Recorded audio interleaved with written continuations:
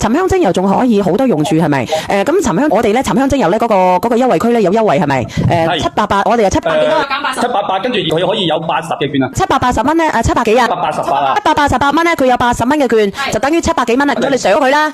708等於708啦，等於708蚊咧，佢可以買到1盎3克嘅沉香精油。但係我講明，我哋3克嘅沉香精油係冇得退㗎，講明啊！你可以買288蚊嘅感受一下先平平地。如果你買過嘅，你平時咧有老人家眼高嘅，你可以搽下呢度啲多就得啦嗱。可以叫阿表妹教佢哋領一下券，唔係佢哋唔識得領。嗱，我教你哋嗱，你哋平時咧放啲多落去咧，你哋平時壓好，即係溫溫嘅時候咧，你自己直接搽一搽落去，你就試下啦。精油啊，減咗80蚊，仲有冇贈品啊？你問下佢有冇贈一盒雲香。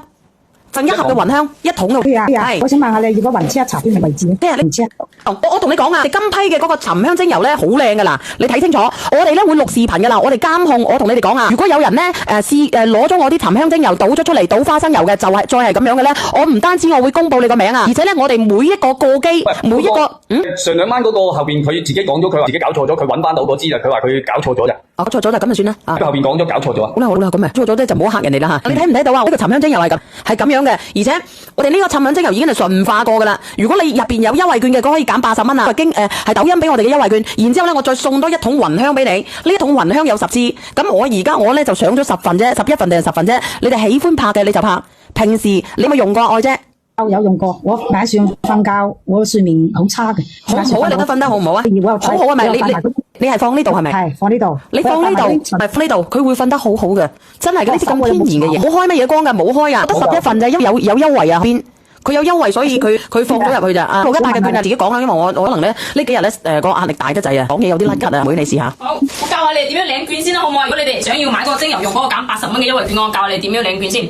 你哋點開我哋嘅小黃車上面點開，跟住上面有條紅色嘅。如果你冇領過嗰個券嘅話，你就點落去領取，跟住佢就會彈出一個頁面，有啲券話你去領，記得個券有708，睇得到。我間嘅朋友仔，如果我哋長期壓唔穩定嘅話咧，你長期搽我哋啲手啊。香精油賣幾錢啊？嗱，雲南嘅未得住，跟住呢個一克嚟嘅幾錢？你自己睇睇。每瓶啊，1克嚟㗎呢個瓶啊，每克係600蚊，我哋賣288蚊1克嘅，但我呢個係3克嘅，1克嘅288蚊啊，3克嘅佢要賣2000幾蚊㗎，好似係1800蚊。368係賣1800蚊，但係我哋呢個3克嘅我哋賣788蚊，你話抵唔抵啊？講緊下，喂，叫我連咩咪啫？連你講下咧，我哋嘅沉香精油有咩好咯？我哋沉香精油依家咁多人用到都咁好噶啦，仲使講嘅咩？咁你講啦，屌你係咪人嚟㗎？呢個產品都已經賣到中東嗰邊都大多數嗰啲土豪都係咁用噶啦。嗱，我哋沉香精油咧，我哋除咗我哋中國，我哋廣東人適合用咧，我哋外國咧有個地方叫做迪拜啊，會經常用精油同埋咧會燒沉香噶。沉香有咩嘢好咧？咁土豪都用，咁大家都知道。你講下沉香有咩嘢好？因為呢個咧佢係純天然嘅天然松露去提煉嘅，佢唔係嗰啲結香嘅。特別係你出口嘅話，佢嗰個檢測咧是非常之嚴格嘅，唔係一般嘅產品可以出口嘅。佢係天然松露嘅，佢有乜嘢好啊？天然松露佢對人體會特別好噶嘛？點樣好咧？佢入邊有沉香螺旋醇係咪？我哋對於我哋燒某炎，佢係小分子㗎。我話俾你知，我哋嘅沉香精油好犀利㗎。佢一擦落去咧，佢自己喺皮膚嗰度咧幾多秒之內咧，佢可以直達我哋嘅管道度嘅。你可以不過阿蘭達唔喺度，佢係一個芳療師嚟嘅。其實佢係好中意我哋嘅精油。滲透力係非常之強力嘅。有幾強力啊？不過你或者扭咩聲啊？啲人戒咗一條咁樣嘅東西咧，你可以日日搽一搽。佢咧，佢會好得好快嘅，佢會修復嘅。仲有你淥親，同埋咧你俾啲蟻咬親，呢個係我阿媽得出嚟嘅經驗。可以講啊，你講。有聲搽嘅話，你搓佢嘅話，佢滲透係好快嘅，佢1晚就可以消腫嘅。點解其他產品佢做唔到，佢可以滲透皮膚表面去咧？沉香精油可以咧？點解咧？